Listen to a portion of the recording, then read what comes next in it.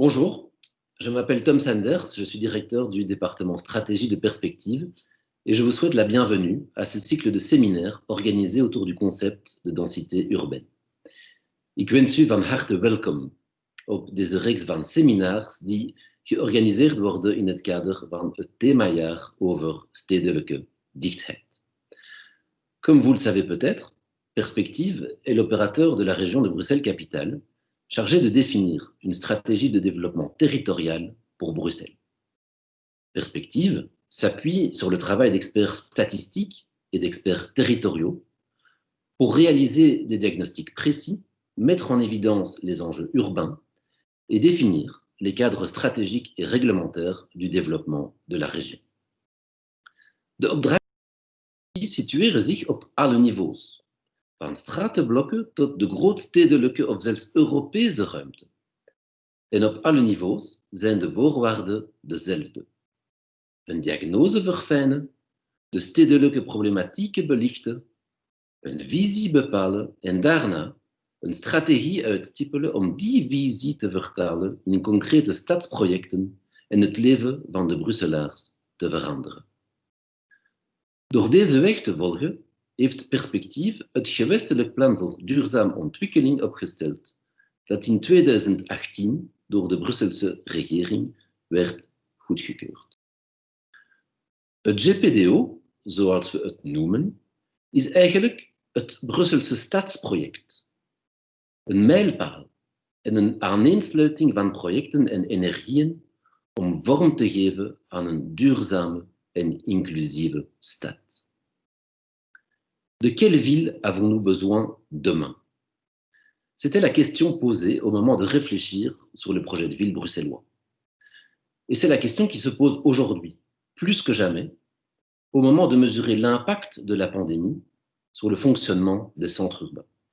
Et ce, alors que les enjeux climatiques doivent faire l'objet de réponses structurées, globales, transversales, volontaristes. Dans ce contexte, le concept de densité fait débat. Quelle forme, quelle intensité, quels équilibres trouver pour garantir la qualité de vie en ville? C'est la recherche que nous voulons mener dans le cadre de la mission Projecting Brussels pour poursuivre la dynamique autour du projet de ville bruxellois. Et c'est dans ce cadre que nous aurons le plaisir de nous retrouver tous les mardis pendant 6 mois avec des experts venant des 4 coins du monde. Je vous souhaite une excellente soirée. Bonjour, je m'appelle Yulia Pankrateva, je suis chargée de mission Projecting Brussels. Le projet de ville, le plan régional de développement durable, a été approuvé en 2018. Il constitue la vision de développement de la région sur le moyen et long terme et représente en conséquence les cadres du projet de ville bruxellois. Il tâche de mettre en cohérence un certain nombre des actions, initiatives, objectifs ou de projets concrets pour former une trajectoire commune au bout de laquelle Bruxelles doit devenir une ville de proximité durable, moderne et inclusive. Le projet de ville constitue des 4 axes majeurs de travail. Construire une armature territoriale, développer un cadre de vie agréable, durable, attractif, développer une économie urbaine, favoriser le déplacement multimodal durable. Perspective étant poursuivre la dynamique autour du projet de ville et garantir qu'il puisse à tout moment faire fonction de cadre général pertinent capable de rendre cohérent entre eux les projets ou les stratégies sectorielles de nombreux acteurs de la ville. C'est l'essence de la mission Projecting Brussels, dans le cadre lequel Perspective souhaite mettre en place une planification stratégique dynamique, c'est-à-dire un processus d'actualisation continue du projet de ville en fonction de l'évolution de la situation socio-économique et des problématiques urbaines sur lesquelles le projet de ville et le proposer ses solutions. Cette mission se structure autour de 3 axes de travail. Un suivi annuel et transversal d'évolution contextuelle de la région, le pilotage d'une concertation des acteurs régionaux chargés de la mise en œuvre des projets de ville, la réflexion pratique et prospective sur les thématiques des projets de ville. Cette année, donc, la réflexion pratique et prospective se traduit par l'organisation d'une année thématique sur les questions de densité urbaine. L'objectif de cette réflexion est de définir plus concrètement les conditions qui permettent de combiner densité urbaine et la qualité de vie dans les quartiers. Dans ce cadre-là que nous retrouvons aujourd'hui avec ce webinaire, je passe les paroles au curateur de l'année thématique densité, Jérôme Baratier. Jérôme, c'est à vous. Bonsoir à toutes et à tous. Je suis Jérôme Baratier, le curateur qui accompagne Perspective Bruxelles dans cette réflexion sur la densité de qualité. Alors pourquoi s'intéresser à la densité aujourd'hui? Probablement parce que c'est une des controverses les plus vives de nos territoires, à Bruxelles comme ailleurs, et qu'elle fait l'objet de débats enflammés. Souvent convoqué, parfois décrié, le débat ne permet pas de dégager du commun et de faire converger les positions. Notre conviction, c'est que la densité doit faire l'objet d'une définition élargie. Il faut sortir d'une définition arithmétique de la densité. Il faut sortir d'une vision qui oppose les espaces et les leviers de l'urbanité mais il faut au contraire les concilier en tout point du territoire, sans opposer nature, bâti, espace et fonction, mais les réconcilier selon un cocktail qu'il convient à chaque fois d'inventer. Alors, comment on vous propose de travailler autour de cette définition nouvelle de la densité? Premièrement, à travers 6 webinaires, dont le premier est ce soir, qui vont permettre d'entendre le point de vue d'experts internationaux qui ont développé une conception originale de la densité. Deuxièmement, en participant avant l'été à une masterclass qui, durant 5 jours, va réunir une 50aine de personnes qui vont très concrètement explorer les chemins d'une densification différente sur 5 territoires de projet de la région de Bruxelles. Enfin, en se retrouvant à la rentrée 2021 autour d'un temps fort de capitalisation de l'ensemble des enseignements que nous aurons à récolter dans les webinaires, au cours de la masterclass et au cours d'un benchmark qui a été engagé sur cette question. Alors ce soir, nous avons le plaisir d'accueillir notre premier conférencier, notre premier webinaire, qui s'organisera autour de Jens Artz, expert international auprès de l'UNICEF, qui a exercé en tant qu'architecte urbaniste à New York et dans de nombreuses régions du monde. Ancré aujourd'hui à Bruxelles, il va partager avec vous sa conception d'une ville saine, d'une ville finalement qui met en relation la question de la densité, des tissus urbains, des espaces ouverts et du bien-être des habitants. Jens, c'est à vous. Good afternoon. Welcome to this webinar on healthy cities organized by Perspective. My name is Jens Artz. I'm an urban planner. I'm based in Brussels, Belgium, but I've worked last years mostly in the United Nations, particularly the UNICEF, the Children Fund, and also for UNISCAP in East Asia, where I've been working mostly on promoting health amongst children and communities. So that's why I think it's a challenge to today come to you and to think about how also density and quality of life can be met in a city that densifies, that goes through changes, demographic ones, economic ones, and of course also little on health. And that's why in my presentation I would like to go in 3 steps.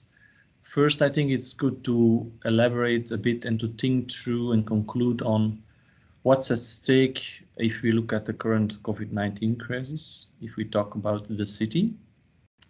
Secondly, from that, it's important to give a little bit of time to talk about the city and public health, and what role, as a third point, what planners, city makers actually can do to create a healthy environment, and so also to improve public health.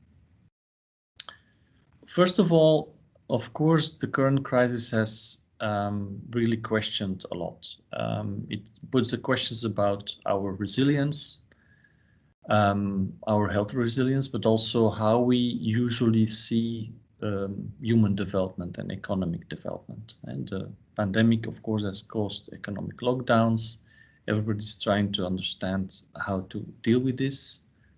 before and even after the vaccine will be there.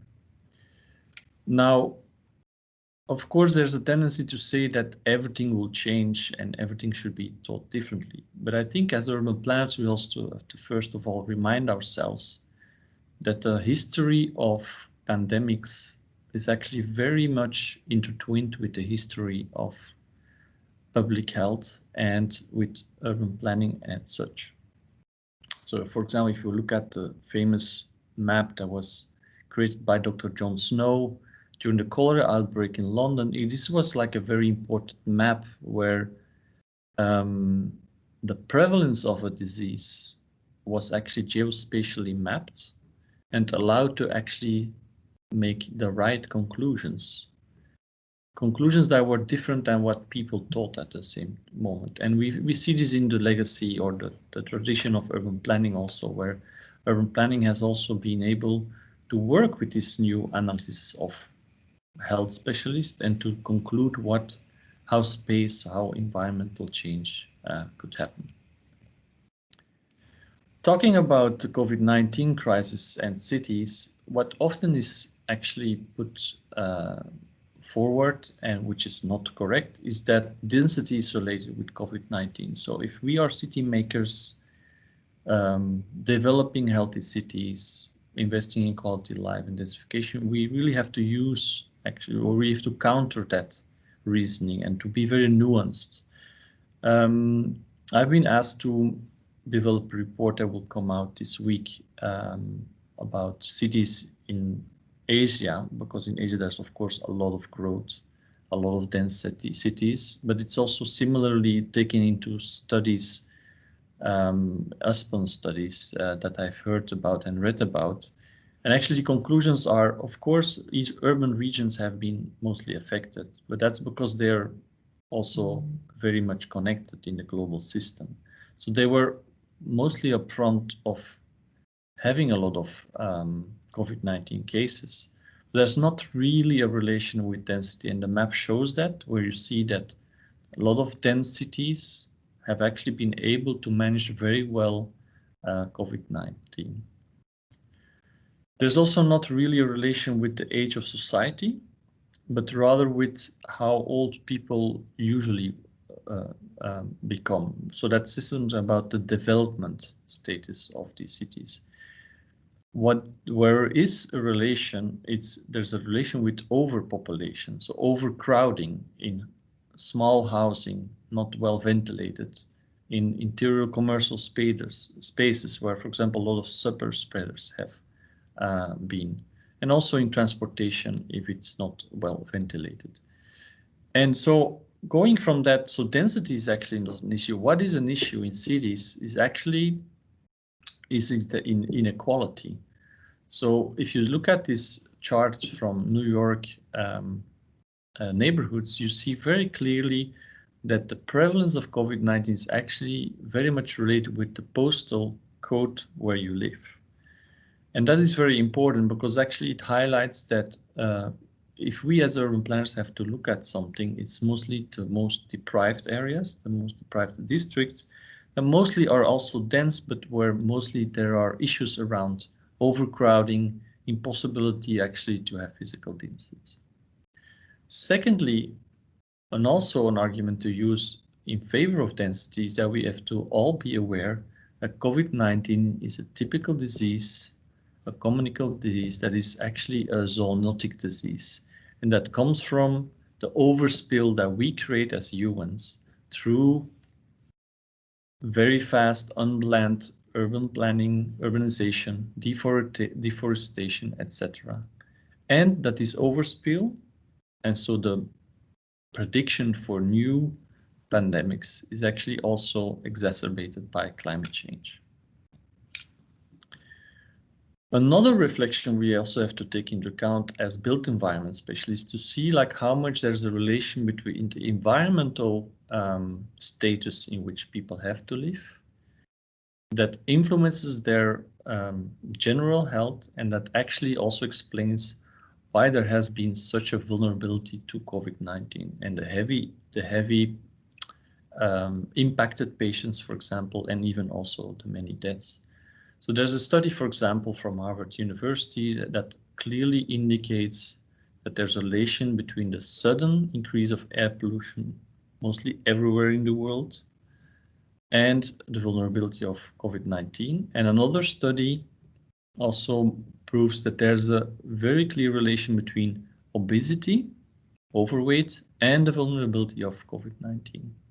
Both are diseases both are environmental aspects related with environmental aspects that we somehow as urban planners also can play a role in. And then finally, also you've seen this scheme before, probably, is that after this COVID-19 crisis, when we all have a vaccine, there will be still this challenge towards climate change.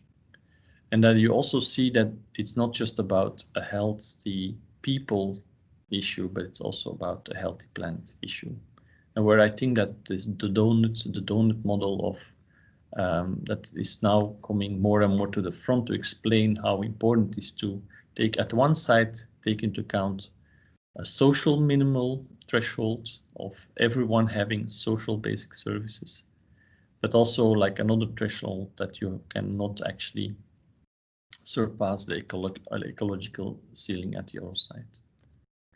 And so I think it's important to conclude in this first chapter that it's very important to really look very carefully to the current crisis. And what you see is what tends to happen is that there's a business as usual tendency that after the crisis management, that is about epidemiology and response, about acute care optimization, about economic relief, that after that there's a possibility that we go back to business. And I think it's very important to really use the data that's collected now and to think more cleverly how to use that and to collect even more innovative data. To really invest into spatial epidemiology. What I mean is to really also go on a neighborhood level and to see the relation between spatial conditions. Thirdly, to keep on optimizing the environments. And that's what we do now also in cities where there has been a lot of investment into tactical urbanism, fast changes, but then also take the courage to look at how we can adapt our policy and financing mechanism so to really create urban health preparedness. Second part. So if we look at the city and health, I think it's very important to state as city makers that urban planning actually is a spatial vaccine, and that's very fundamental to create general health for everyone. It's something I've more and more studied last years, and especially if you look at children, it's very important to also think about, it's not just about a supply of a healthy environment, but we also are actually making environments that actually define our behaviors. So it's also from that perspective, it's very important to look at spaces, buildings, density that we create around people who use it. And if you look at space, how important it is as a determinant to health, this is a chart that actually is a kind of rather comprehensive analysis of how you see that there's health outcomes that are related to urban environment exposures. And that you very clearly see that in the health outcomes, it's not just about communicable diseases such as COVID-19, but it's also a lot about non-communicable diseases, such as respiratory diseases, cardiovascular diseases, etc. And that they're actually, if you track back where it comes from, potentially, and where it is related with urban environments, you see kind of 5 categories. It's about unhealthy housing. It's about the lack of public space and green space. It's about unhealthy transportation systems. It's about the obesogene food environment. And it's about unhealthy energy and air. Positively, we can also say that environments, if they're really well planned, they really generate a lot of development.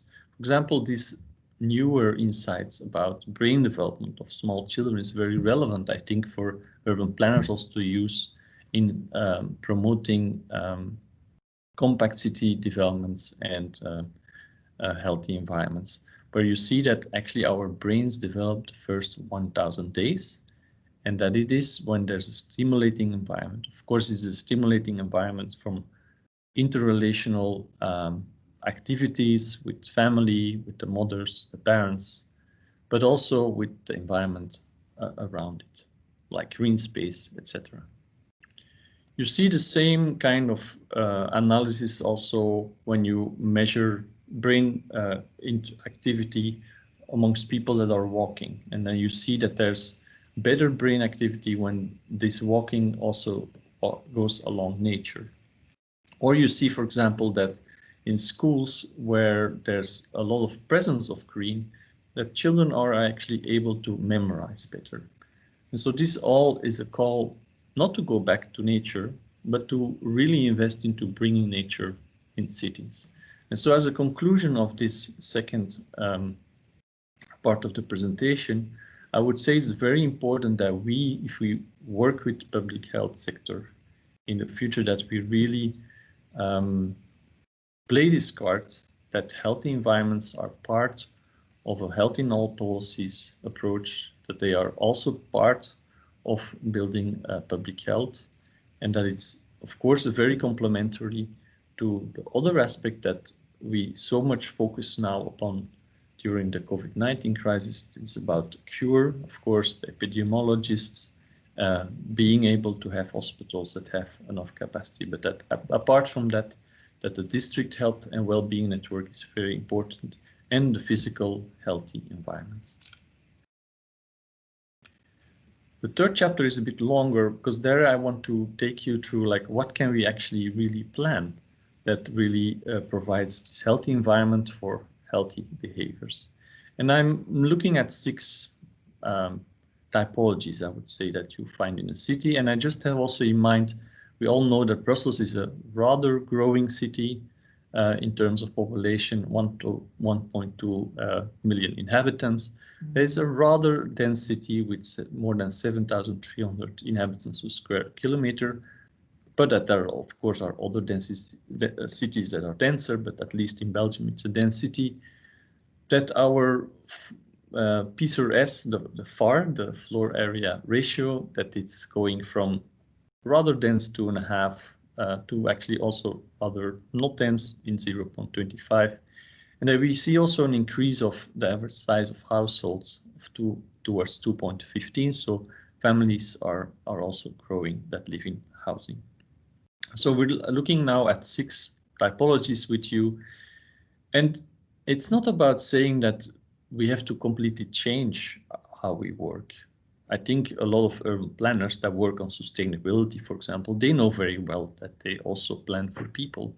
But it's maybe good to just highlight that we can maybe use this moment in time in this COVID-19 crisis, where we hear so much about COVID-19, the mental health issues, the difficulties to reorganize society, to take into account new evidence, and to think also about how do we create more evidence, and also how we can maybe also recreate processes around that, particularly participation. First part about the healthy living environment. I want to show you a project that's in a very dense environment in the Bronx. So this is an environment that is more dense than Brussels. It's a very atypical environment also because it's along a rail track. So it's on one of these typical parcels that is not so easy to build. But you see here a project of 320 housing in hectares. But you see also that all the outdoor space is very carefully designed and programmed to foster play, recreation, physical activity, and meeting. And I think these are typical situations that we see a lot also in Brussels and cities, where densification is a good thing to do, but that actually there's still a lot of potential to improve the immediate outdoor spaces around these housing complexes. I also want to highlight that this is affordable housing. And actually this affordable housing is very well described in a very interesting publication that was done by the Center for Active Design. And of course, it says the name itself that it's an organization that emphasizes that physical activity can be promoted everywhere in the city, and starting in housing. They've also done other booklets around schools, for example. I'll talk about it later. And what's interesting that this project that I showed is also featuring here with other projects that are existing affordable housing projects that have been redesigned or renovated, and that they've also calculated that actually what is the cost for this extra investment in activity design, and the conclusion is that it's less than 0.5%. Also, what's interesting in this book is that there's a checklist how you can improve the design of this environment to be more promoting healthy physical activity. So I think that's a very interesting intake for, let's say, the more dense areas in the city of Brussels.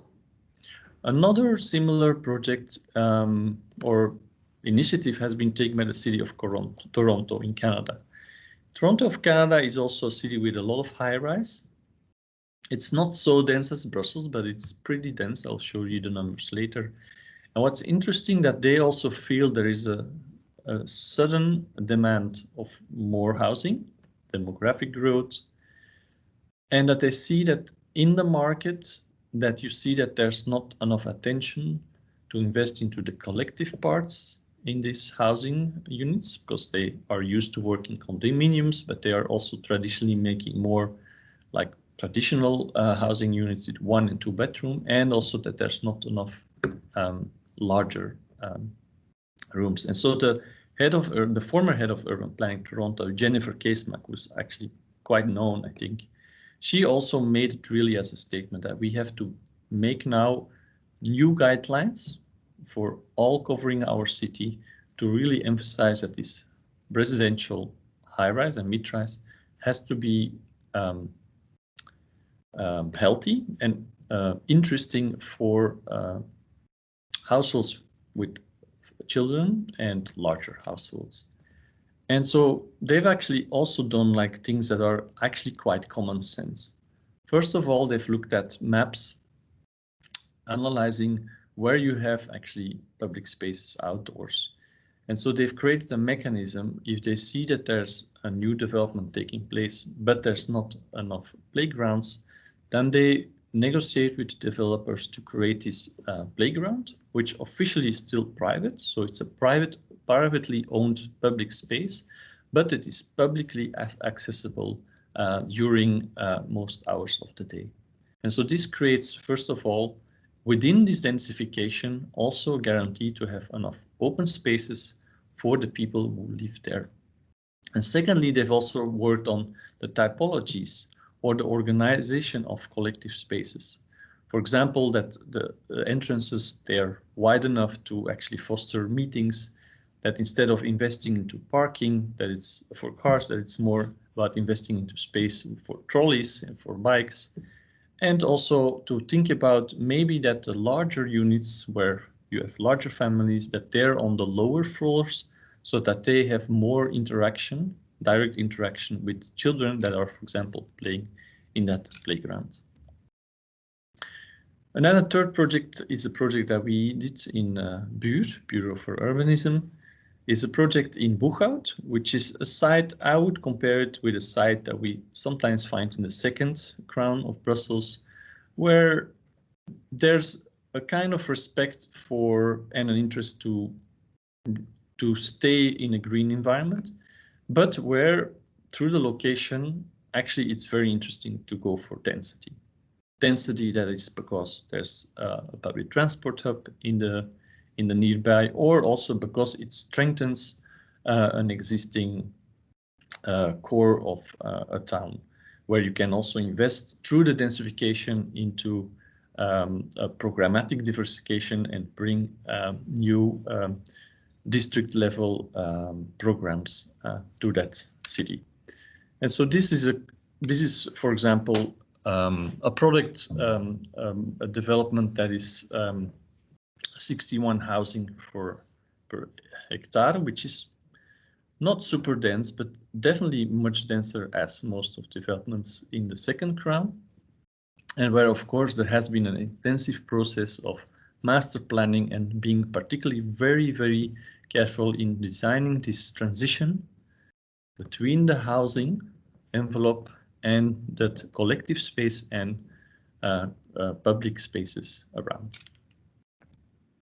As a conclusion, I think as levers that I see is still thinking through the norms and regulations that we make, for example, about balconies, about rooftops, about these collective spaces, about these outdoor spaces that are really connected with housing envelopes. And secondly, of course, also to invest into good pilots, public pilots, and also foster collective housing that are really the essence of developing a healthy city. Secondly, the second typology I want to talk about are the neighborhood amenities. I know that Brussels has a very strong legacy and a very, very convincing legacy about investing in neighborhoods through the neighborhood contracts. And I think the only thing that we might want to consider more is to look at all the public amenities that are there or that we invest in, how we can optimize the use of the outdoor spaces, how to make them more attractive to have more physical activity, and how we can maybe integrate them even more in neighborhoods, if that's not the case yet. I think that's one of our interesting learning also from the Center for Active Design, that they also invested a lot into making toolkits for how schools could be designed in a more healthy way. And also, maybe it's also time to think about, can we integrate in the whole neighborhood contract reflection also this idea about identifying whether there's enough health centers on a district level, and also how we can collect maybe even better and more refined health indicators. Because having these health indicators on a more refined way, we can, for example, analyze better where children with obesity would live, where where we can then also reflect on how to change their environment in a more healthy way. Next typology, very obvious, public and green spaces. Again, not something that is new in Brussels and in a lot of European cities where there's a lot of investment, but I just wanted to show the story about Tirano in Albania, where the mayor is very specifically using this lens of children, or also more like as a fragile group, to say to actually communities, how much do you actually spend, how much do you think that you actually spend in your household on children if you say that they are the most important? And so they were actually quite, it's very interesting, this discussion, because people are really surprised when they start calculating what they really spend on children. And the same could be done by a city council, to think like, what do we really actually invest into children? Or more at large, what do we really invest into health? So this could be also something interesting as a mindset, to think about how can we translate our investments more into building healthy infrastructure for children and families at large. Another project that fits this discourse is Barcelona. Barcelona is actually a much denser city than Brussels. It has 16,000 inhabitants per square kilometer average, for example, and where there has been the last 10-15 years a large investment to actually look at the building blocks, to see how they can be opened again, and where actually also public amenities on the neighborhood level can be situated. And then they are also interestingly measuring actually what the change of use of streets means into gaining actually health, and how it can reduce actually mortality rates. That's very interesting, connecting design, urban planning, transportation planning with measurement results. You see also they have really taken the option, what you see also in a lot of cities, also in Brussels, to actually invest in the placemaking of this public space grid and to really balance down that it's not about transit roads, it's really about spaces where people live, where people again can play, where people can be active. And there again, some leverage that we can have is to really identify, especially in the most vulnerable areas of Brussels, if we cannot create more semi-private collective spaces and to also optimize our regional parks. And finally, on mobility, the project of Barcelona also fits in that, but I think it's good to see it more as a public space project. In mobility, you see a sudden shift and a sudden interest to actually invest into the bike transportation, where a lot of cities have actually taken the opportunity to invest in biking, not starting from scratch. Mostly these projects were already planned, were already envisioned, but COVID-19 was really an opportunity to do this. And also Brussels did that. And it's interesting to use this opportunity, really think through the whole street network, to understand that streets are not just for cars, they're also not only for bikes, they're also to stay. They are for dining, they're for loading, they're for probably also maybe managing health issues sometimes. So that's very interesting to think about public space in a very complete way from now on. And I think in Brussels, to really use this status of the new roads that are mostly 30 kilometers now, to really see them as places, especially also with identity centers where you can really invest into placemaking. Another, and I'm already going to the end almost, there's also a need to think about healthy food environments in cities, because you see there's an amazing increase of prevalence of obesity in the world. Average is now 18.4.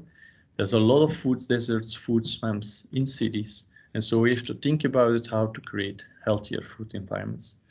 The city of Amsterdam has really taken this further, and they also are successful. They've been able to reduce child obesity from 21 to 18, and now it's even decreasing more.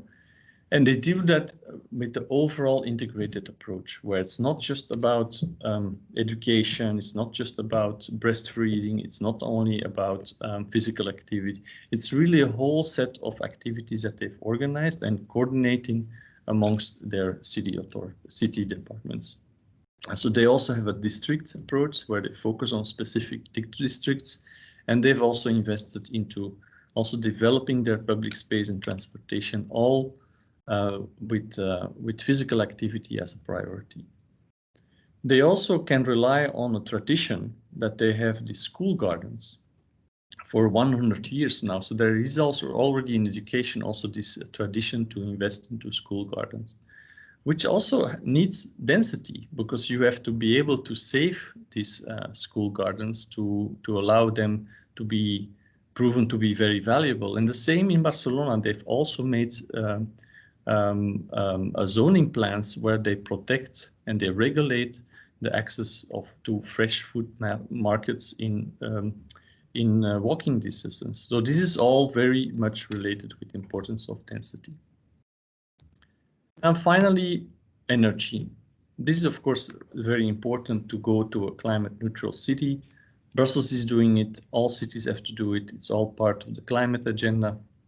But it also is it really requires a lot of efforts. And I just wanted to show you that in Leuven we've developed a roadmap where we really are setting everything at place with all possible stakeholders to really make the dip happening in 2030-35 to be finally be climate neutral in 2050. And it requires everyone's effort. It's related with placemaking, it's related with sensibilization, it's related with still isolating more private houses, social houses, etc. And that's how we will get there. And it's so important for the health of people. Thank you very much. I'm looking forward to the questions and answers. Entre 0 et 5.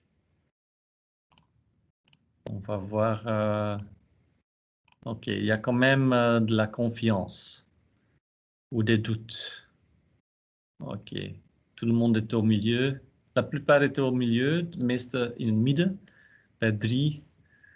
En ik ben er zeker van dat na deze presentatie meer mensen overtuigd zullen zijn om in 4 of zelfs 5 te komen. Et aussi la question, avant-dernière question, qu'est-ce que c'est une ville saine pour vous? Wat is voor u een gezonde stad?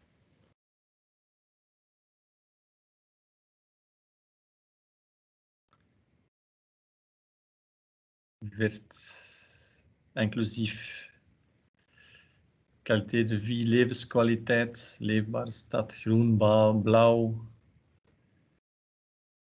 Oké. Dank u wel, merci. Et puis, dernière question. Quelle est la prévalence de l'obésité et du surpoids infantile en Belgique? C'est un peu pour aussi penser à... On a beaucoup de données, mais souvent on n'a pas beaucoup de maîtrise de données qui sont hors notre compétence directe. Et donc on voit qu'une majorité pense que c'est entre 10 et 15%. Même aussi pas mal de gens entre 15 et 20. OK. Et voilà, donc la réponse est plus que 15%, effectivement. Il y a même des données récentes qui disent que c'est 24%. Globalement, c'est 19%. Merci infiniment Jens pour ce point de vue finalement sur la ville saine et ses attendus. Donc vous pouvez utiliser le chat, la petite conversation pour faire passer vos questions et avec l'équipe de Projecting Bruxelles, on s'en fera les porte-voix. Peut-être Jens, une première question. Alors j'ai évidemment assisté aux coulisses, donc c'était au départ une présentation avec beaucoup d'images, etc. Et forcément, on choisit les images quand on fait une conférence. Et vous avez choisi beaucoup d'images qui montrent les espaces non bâtis.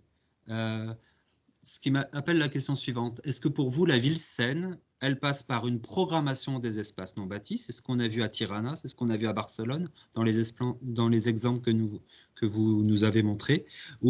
Et en quoi le bâti peut participer à l'édification finalement de cette ville favorable à la santé. Vous savez qu'on est dans une recherche-action sur une nouvelle définition de la densité et derrière ma question, il y a la question de est-ce que c'est le dosage bâti-non bâti qui crée la ville saine? Jens, est-ce que vous êtes... Oui, je suis là. Désolé, j'étais parti, mais je suis retourné et j'ai bien écouté la question.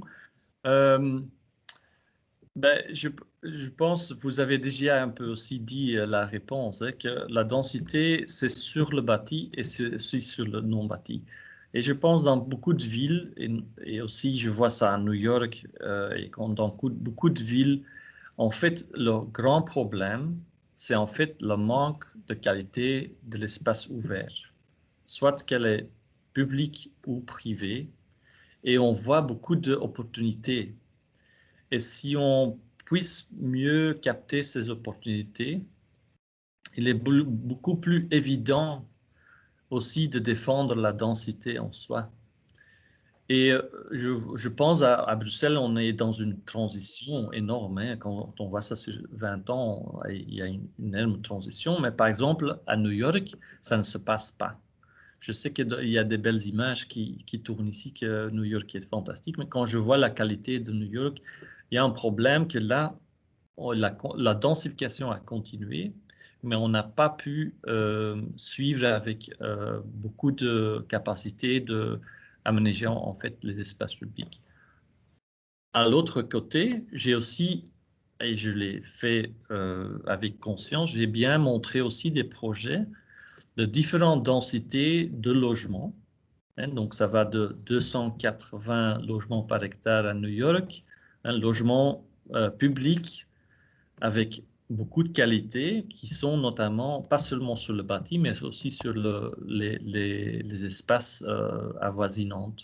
Et jusqu'à des densifications plus modestes, je dirais, de 60, 70 logements par hectare qui, finalement, quand on pouvait faire ce type de densification dans la deuxième couronne, par exemple, pouvait vraiment aider à restructurer ce type de quartier à Bruxelles et aussi, évidemment, répondre à la question plutôt régionale de la croissance démographique. Mais je pense qu'on doit montrer que la qualité, c'est dans les deux volets. C'est le bâti, mais aussi les espaces extérieurs.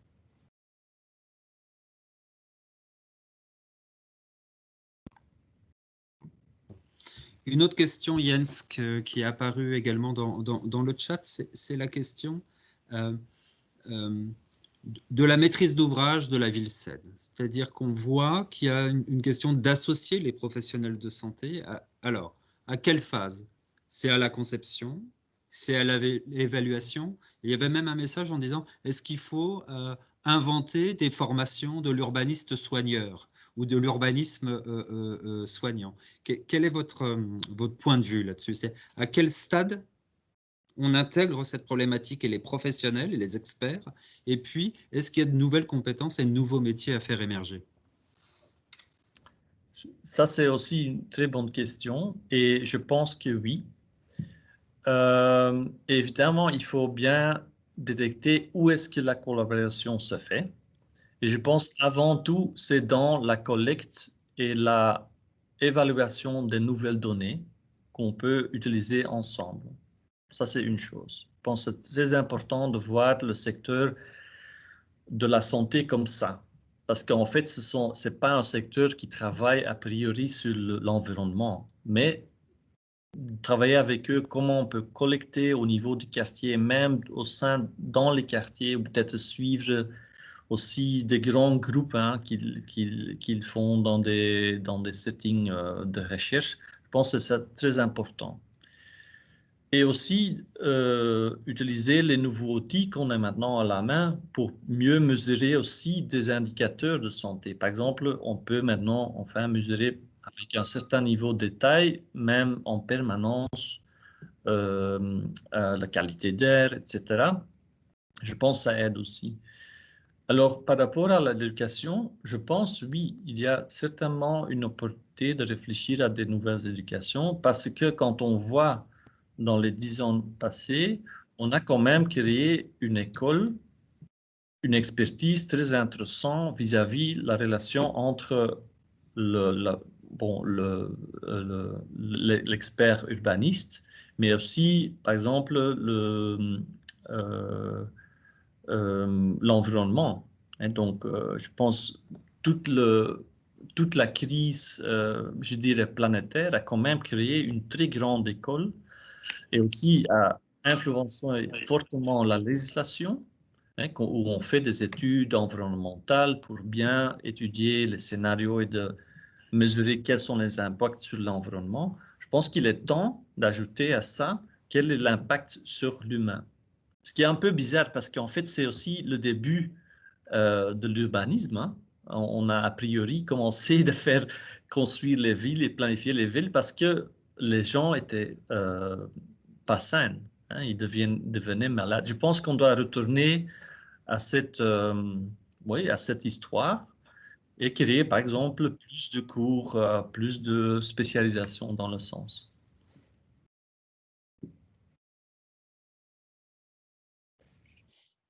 J'essaye de récolter un peu au fur et à mesure les différentes questions. Je ne vais pas les prendre toutes une par une.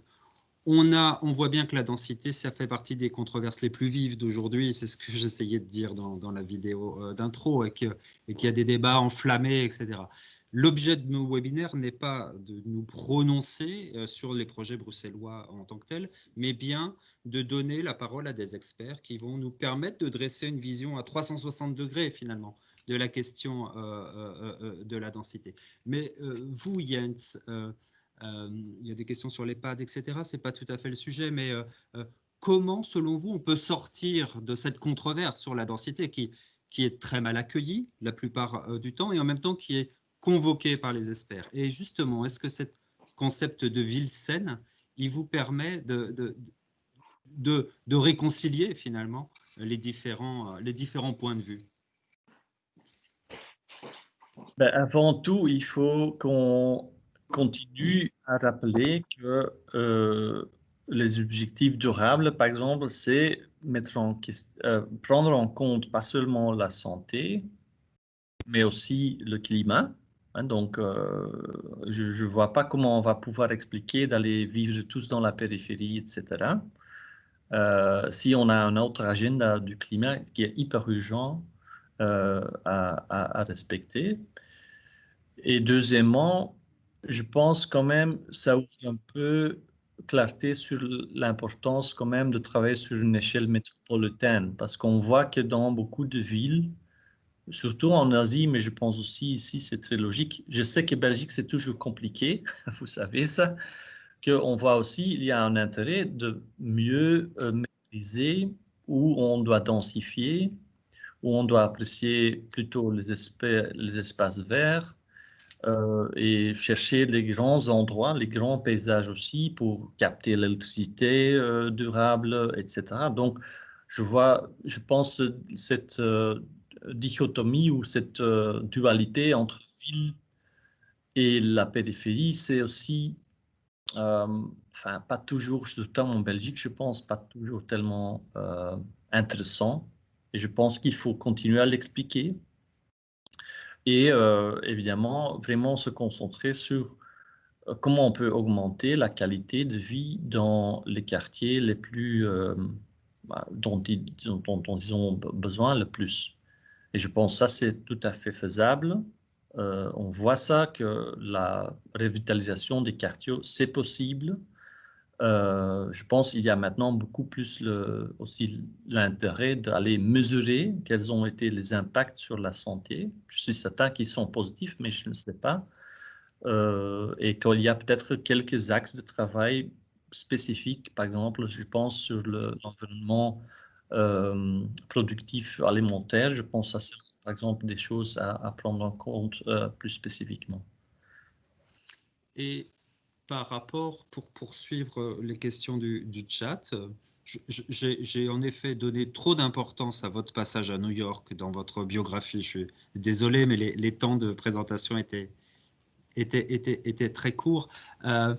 Est-ce que selon vous, il y a des villes qui, de par leur géographie, leur topographie, ont une capacité à accueillir une densité saine plus favorable que d'autres? En gros, est-ce que le fait d'être dans une baie, d'être le long d'une vraie grande rivière, crée des conditions morphologiques favorables à une densité et à la ville saine, ou finalement c'est qu'une question de programmation et de projet urbain? C'est une question très intéressante. Je sais qu'il y a des villes, par exemple, qui se comparent, hein, qui collectent des données et qui suivent des indicateurs de santé. À mon avis, ils sont très divers.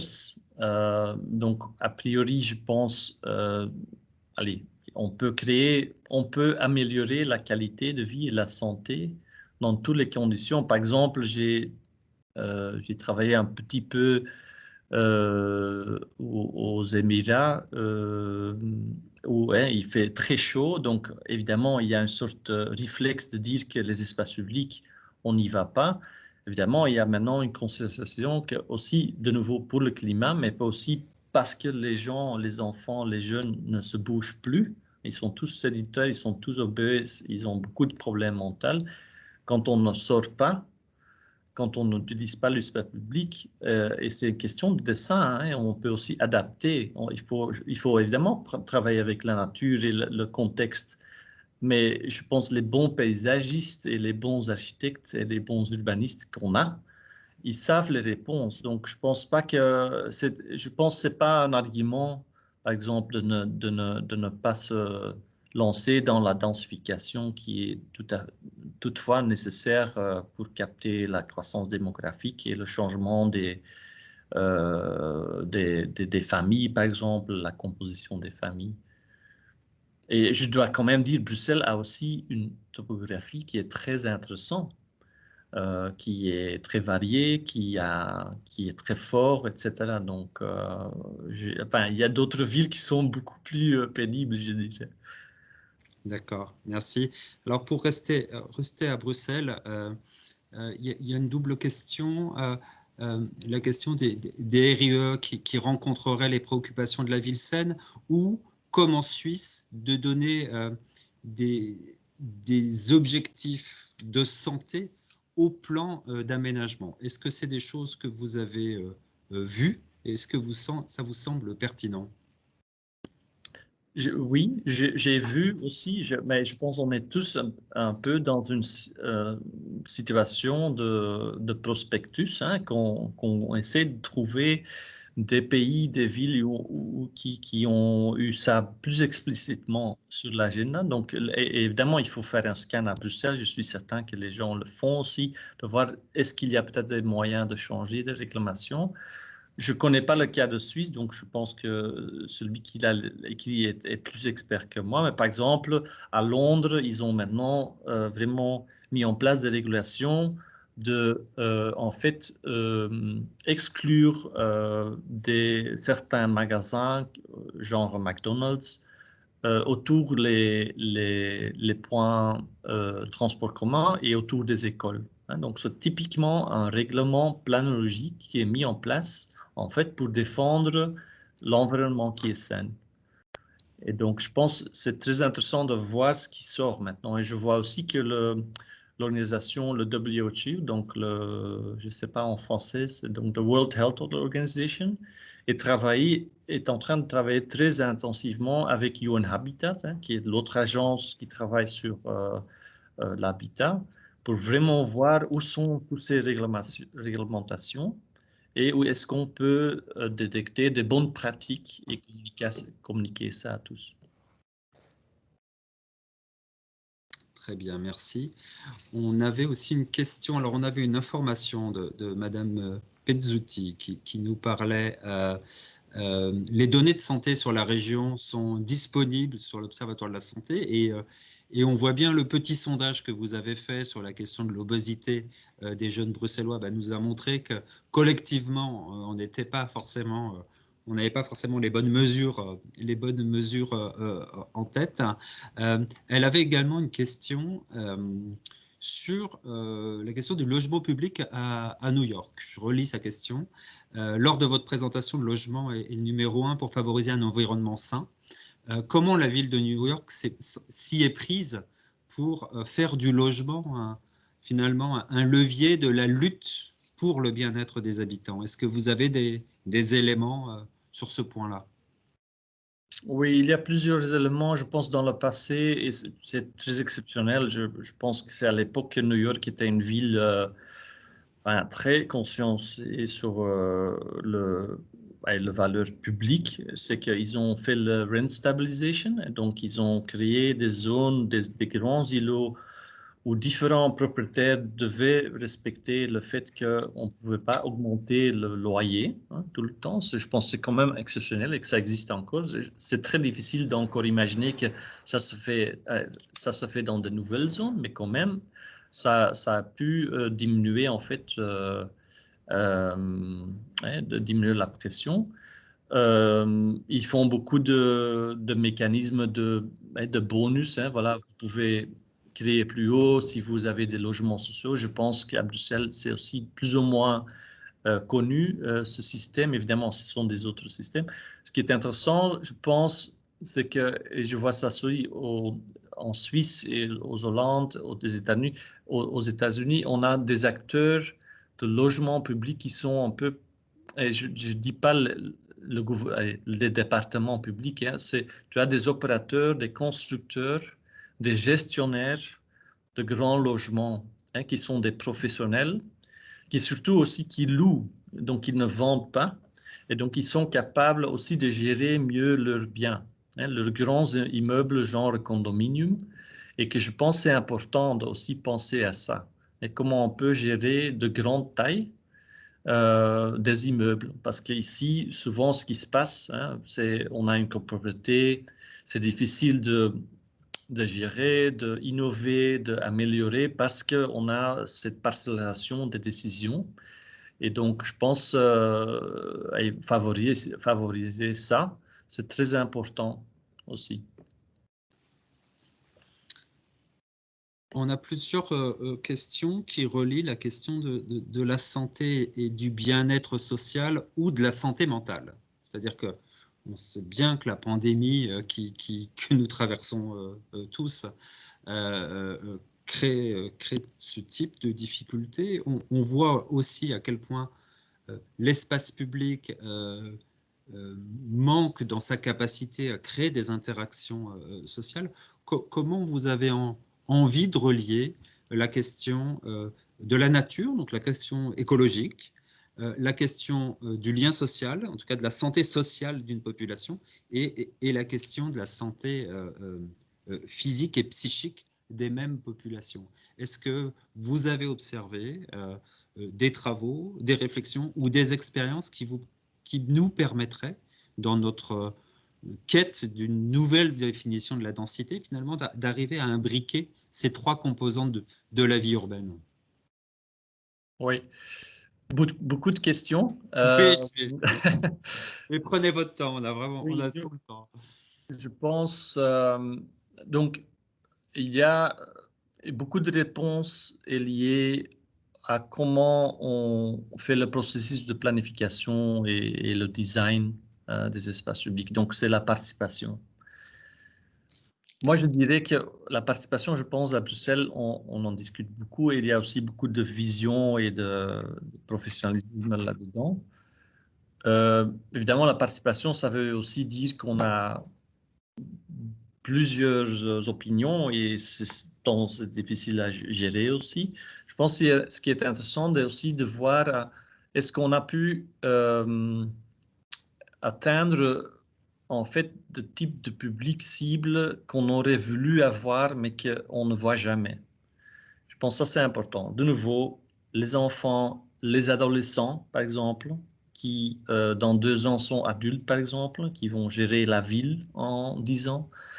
Je pense que c'est important de voir à ce type de public cible plus et de les aussi, parce que par exemple les adolescents ils disent ça, hein, dans beaucoup d'enquêtes, hein, pour eux la santé mentale c'est hyper important. Et je pense que c'est lié aussi à comment trouver sa place comme citoyen et évidemment l'espace physique est très important à ça. Et donc je pense travailler avec eux c'est très important. Aussi, il y a une opportunité de travailler beaucoup plus avec les adolescents, les jeunes, sur tout ce qui est technologie, parce que les technologies, ça les permet de communiquer, mais aussi de récolter des données. Ça peut être des données plus qualitatives, évidemment, et qui sont une impression de eux, mais je pense que c'est intéressant de faire ça plus et de réfléchir si on ne peut pas utiliser ça plus. Ça, c'est une partie de la réponse que j'aimerais donner à ce stade. Et donc, mieux associer à la planification les invisibles, qui sont en effet les adolescents, les enfants auxquels on peine à donner voix au chapitre dans la conception des projets. Concrètement, ça passe par quoi? Ça passe par des focus groups, ça passe par des sondages. Comment les embarquer? Oui, un schéma régional, et pourtant celui évidemment de Perspective Bruxelles est une merveille, mais pour autant, voilà, pour intéresser des adolescents à ces questions-là, c'est pas chose facile. Est-ce que vous avez, vous, dans votre pratique, expérimenté des modes de faire? Ben, je vois quand même, il y a beaucoup de programmes dans lesquels on commence à inclure des adolescents. Et ça peut être à travers les écoles, etc., mais de les vraiment inviter dans des focus groups pour travailler dans l'analyse, l'analyse de la qualité et la fonctionnalité, la pertinence d'espaces publics où ils sont. Deuxièmement, de voir avec eux comment on pouvait faire le dessin. Et je pense, de nouveau, c'est beaucoup de technologies qui aident. Par exemple, Minecraft, qui est un software très connu, que tous les enfants jouent. Ils ont aussi compris que ça peut être vraiment un outil de co-design. Donc, on peut, et en fait, l'avantage de ça, c'est que nous, on a l'habitude de faire la participation quand même souvent entre adultes sur des heures de creuse, disons à 7h à 8h le soir. Mais pour les adolescents, c'est pas du tout intéressant de venir à ce type de réunion. C'est très compréhensible. Et donc, trouver des alternatives, je pense que c'est très important de récolter leur vision. Et aussi, ça permet aussi même d'inclure des jeunes, par exemple, avec des gens avec des disabilités qui ne peuvent pas participer dans des réunions physiques, mais quand même de les permettre de aussi avoir leur input dans ce type de choses. Je pense que ce sont des opportunités de la technologie et de réfléchir mieux sur la participation. Peut-être les réponses sont un peu tous dans le même genre. Je pense le bon plan, le bon dessin couvre la plupart, mais je pense que c'est un bon test de faire et de créer plus d'opportunités de rencontres, de faire sentir que les gens sont inclus dans des processus d'analyse et de dessin. C'est un architecte urbaniste qui nous dit ce soir que le bon plan doit être dessiné avec les habitants et surtout les futurs usagers et peut-être encore plus ceux qui viennent pas à nos réunions publiques ou à nos enquêtes publiques un peu classiques, il faut bien le dire. Donc la ville de Seine, c'est une ville qui se co-dessine avec des parties prenantes renouvelées finalement. Oui, et je pense aussi dans la crise de Covid-19, on a quand même aussi bien vu que il y a beaucoup d'exemples où on voit que c'est aussi un peu la collectivité qui a cherché des solutions, soit dans le lockdown, soit quand on rouvre, les réorganisations des espaces publics qu'on voit. Donc, je pense que c'est aussi une crise qui montre que travailler ensemble et échanger des données et les capacités, c'est faisable et souhaitable. On n'a pas plus de questions qui apparaissent en tant que telles dans la mini-messagerie, mais pour poursuivre ce que vous venez d'évoquer sur l'intervention sur l'espace public, est-ce que pour vous, l'urbanisme tactique ou l'urbanisme transitoire est un moyen de tester des dispositifs relevant d'une ville plus saine, c'est-à-dire finalement de repartager les usages d'un espace public dans l'objectif d'améliorer la santé générale des usagers de l'espace urbain. Quel regard vous avez sur cet urbanisme montant, à Bruxelles comme ailleurs d'ailleurs, de l'urbanisme transitoire? Certainement, je pense, par exemple, l'espace public, pendant la crise, ça a été un peu découvert comme je dirais, le papier toilette. Tout le monde en voulait et il n'y avait pas suffisant. Et ça a aussi mais que les gens commencent à discuter de nouveau de ça, très clairement. Et comprendre que c'est vraiment un espace partagé à gérer ensemble et évidemment optimaliser son utilité parce qu'il y en a toujours trop peu dans des villes compactes et en croissance. C'est-à-dire que le vaccin spatial auquel vous faisiez allusion dans votre présentation, il passe d'abord par l'espace public. Oui, et je pense que c'est là qu'on trouve aussi, je pense, les preuves que, a priori, souvent on pense que il n'y a pas d'espace et tout à coup, on commence à voir qu'il y a quand même de l'espace. Et je pense que c'est la même chose avec le bâti, qu'on va se rendre compte qu'il y a encore aussi des endroits dans la ville où c'est mieux, voire important, de densifier pour créer cette collectivité. Alors, nous avons Anne Franklin qui nous dispute. Elle nous dit, vous avez beaucoup abordé les espaces ouverts et la qualité de ceux-ci. Où placez-vous la biodiversité dans ces espaces? Et peut-être en élargissant sa question, c'est quelle contribution de la biodiversité à une ville plus saine et meilleure plus favorable à la santé? Ben, c'est très important. Je pense que ce qui est très important maintenant à faire, c'est aussi enfin, nous, on est impliqué, on a la chance d'être impliqué, par exemple, dans une étude sur les espaces publics transrégionaux, hein, avec 5 maîtres d'ouvrage publics hein, sur le côté nord.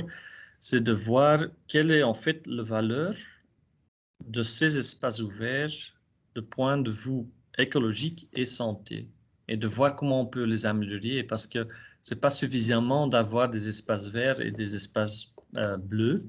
Là, souvent, il y a une contradiction entre le fait qu'ils sont là, hein, la quantité, mais aussi qu'est-ce qu'elle apporte de point de vue résilience climatique, mais aussi saine. Et je pense qu'il faut qu'on voit ça ensemble et évidemment qu'il y a des solutions qui ne se contradisent pas. Alors, je signale d'ailleurs que Perspective a initié, c'est une étude qui s'appelle Open hein, sur les espaces ouverts, auquel d'ailleurs je crois que Bure est partie prenante, qui va permettre justement finalement de mesurer le service rendu par la nature et la biodiversité à cet espace de vie renouvelé. Nous avons Thierry qui nous dit que la crise Covid accélère probablement la fuite des classes moyennes vers la périphérie plus verte. C'est-à-dire qu'on voit bien en effet que le confinement, en tout cas, a démontré à quel point le rapport et la nature de proximité était un élément important de l'équilibre de tout à chacun. Et je ne sais pas si c'est tout autant le cas en France, par exemple. C'est très, très exagéré puisqu'on nous explique que les Parisiens fuient pour s'installer à la campagne. Évidemment, c'est d'abord pour faire vendre des journaux, parce que on ne voit pas arriver des hordes de Parisiens. Mais en tout cas, il y a cette idée qu'en effet, la vie sous Covid est plus supportable quand on bénéficie d'un espace extérieur naturel. Et Thierry nous pose la question de est-ce qu'on peut enrayer, comment enrayer ce qu'il n'appelle pas la périurbanisation, mais qui est finalement de la périurbanisation, et à quelles conditions, selon vous, la ville dense, la ville intense, le centre, les centres urbains, les premières couronnes, vont réussir à développer des atouts qui permettent d'être compétitifs finalement avec cette offre urbaine de la ville légère et de la vie périurbaine. Alors on est tangent avec la question de la ville saine, mais parfois l'argument du contact avec la nature est un argument qui favorise la périurbanisation. Comment on fait et on connaît les impacts de cette périurbanisation sur le réchauffement climatique, par exemple. Comment on envisage et comment on redonne des atouts à la densité, finalement, pour qu'elle puisse être désirable pour ceux qui en doutent? Oui, c'est encore un grand programme que je vous pose, Jens. Oui, je vois les gens qui posent les questions. Évidemment, c'est très compliqué, surtout à Bruxelles et en Belgique. Je l'ai dit avant, je pense qu'il va être encore plus mis en avant comme une importance de travailler sur des planifications métropolitaines. Et on voit ça partout dans le monde. Par exemple, à New York, effectivement, 15% est sorti de Manhattan. Évidemment, Manhattan, ça veut dire que ce sont les gens qui peuvent avoir le choix. Hein. Donc, eux, ils ont pu avoir le choix de sortir de New York. C'est à voir s'ils peuvent vivre dans des petites cabanons au nord de New York, parce que honnêtement, c'est pas fait pour vivre un hiver là, il n'y a pas les services, il y a rien. Donc, ça, c'est la question. Évidemment, en Belgique, c'est un peu différent. On est quand même une très grande région urbaine. Donc, mais aussi en Flandre et en Wallonie, on va devoir se poser la question, on veut quand même que la plupart des gens qui ont peut-être fait un choix vivent dans des centres, parce que c'est là que les gens cherchent quand même l'échange des services et comment est-ce qu'on va financer tous ces services, toutes ces extensions d'infrastructures. Hein, c'est pas que maintenant on imprime beaucoup d'argent, apparemment qu'il y aura de l'argent pour continuer à investir dans des infrastructures qui ne sont pas durables, qui ne sont pas financiables. Et donc, en soi, il faut continuer à créer, continuer à développer un discours, de convaincre, de montrer aux gens que la ville, c'est un endroit où on peut avoir avec tous une vie saine et promouvoir que ça, c'est la solution de durabilité. Mais c'est un vieux débat aussi. Hein. C'est souvent aussi un débat, je pense, entre ceux qui croient dans ces deux discours, hein, le discours de la ville et le discours qui est plutôt non, on ne préfère pas la ville. Merci. Une question sur le fait que Bruxelles était membre du réseau des villes en santé de l'OMS et six villes wallonnes également. Est-ce qu'on a des nouvelles de ce réseau? Alors, personnellement, je n'en ai pas, mais si quelqu'un peut répondre sur le chat, c'est avec plaisir. Je sais pas si... Je pense que c'est une bonne question. C'est une autre échelle. Hein. C'est aussi voir, évidemment, je pense que c'est très important, c'est d'échanger les connaissances et les expertises entre villes maintenant, surtout axé sur la santé. Ça a été moins visible récemment parce qu'il y avait autres enjeux. Hein. Il y avait beaucoup de réseaux de villes qui ont travaillé sur la résilience en général, le climat. Et certainement ce type de réseaux qui vont se renforcer.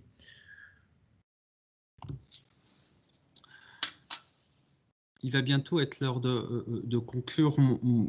Yann, si vous me permettez, moi je retiens, en tout cas je vous soumets trois enseignements que je retire de votre témoignage. C'est que densité et santé peuvent faire couple, peuvent se marier, mais pour ça, il y a un certain nombre de conditions. Et dans ces conditions, il y a la question de prendre en compte de nouveaux paramètres, de nouvelles données et de nouvelles compétences. On a parlé des professionnels de santé qui sont à la conception et à l'évaluation. Donc, il y a de nouveaux paramètres à prendre en compte. 2, il y a des processus participatif avec les principaux bénéficiaires de cet espace favorable à la santé. On balbutie tous, on essaye de mettre en place des choses. Ce que vous nous invitez à faire, c'est d'aller plus loin, plus fort et d'associer, y compris ceux qu'on n'arrive pas à toucher. En tout cas, d'essayer d'associer ceux qu'on n'arrive pas à toucher aujourd'hui.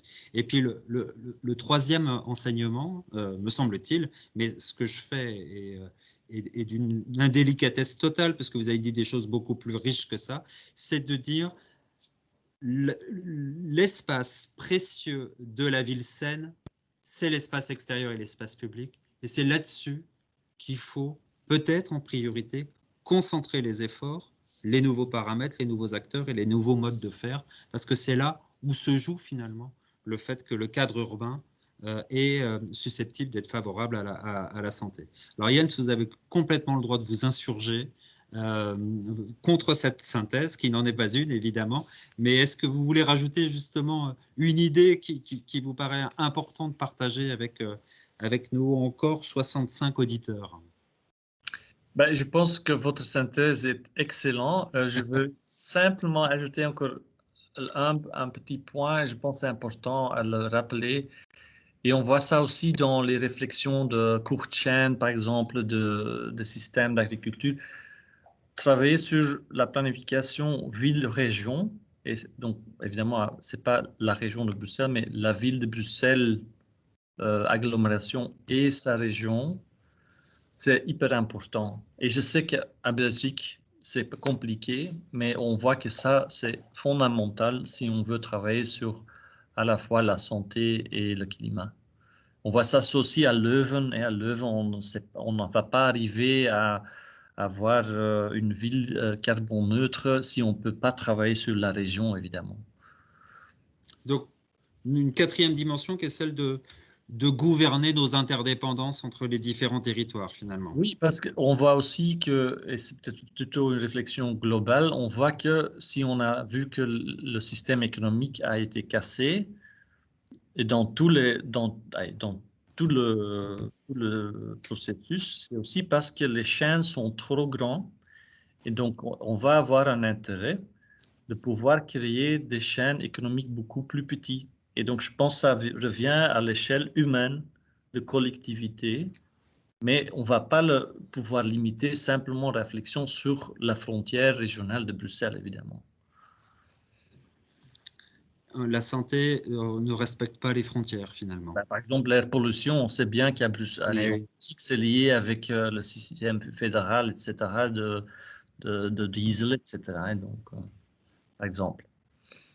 Merci beaucoup. Nicolas, Julia, c'est vous qui avez le mot de la fin pour remercier d'une part notre invité, puis peut-être nous dire 2 mots sur la suite. Oui, ik wil tout d'abord remercier Jens, dank u wel. Ik wil u ook voor alle luisteraars bedanken voor uw geduld met ons. Deze webinars zijn nog steeds in werk en uitvoering. Alle feedback is welkom en deze discussie zal binnenkort worden gepost. Donc ce sera en ligne, bien sûr, sur notre discussion. Et donc je vous invite à nous suivre en ligne ou via les réseaux sociaux, car nous aurons la chance d'avoir David Sim le 26 janvier prochain, en 2021. Si tout se passe bien. D'ici là, on ne sait pas encore ce qui va arriver. Et je voulais vous remercier à nouveau de votre participation et vous souhaiter une bonne soirée. Merci Jens, een fijne avond. Bonne soirée, merci. Merci Jérôme. Merci. Merci.